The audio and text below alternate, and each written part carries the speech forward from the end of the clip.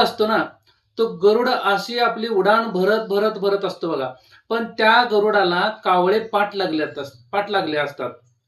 का? तर चोची मारायला. पण तो कावळ्यांच्याकडे लक्ष देत नाही. तो आपली उडाण अशी भरतो, अशी भरतो, अशी भरतो, इतकं उंच जातो, उंच ठिकाणी जातो. तिथपर्यंत कावळे कधीही पोहोचू शकत नाहीत. अशा ठिकाणी जातो.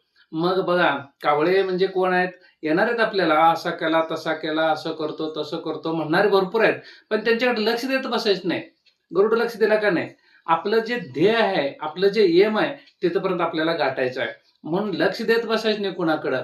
लक्ष देत बसलो ना, आपण उडाण कधीही पूर्ण करू शकणार नाही. मग त्यासाठी काय पाहिजे? त्यासाठी भक्ती पाहिजे, त्यासाठी ज्ञान पाहिजे आणि त्यासाठी वैराग्य पाहिजे. म्हणजे भक्ती, ज्ञान आणि वैराग्य या त्रिवेणी संगमावरती जो स्नान करेल ना, तो एक मोक्षाचा अधिकारी आहे. मोक्षाचा अधिकार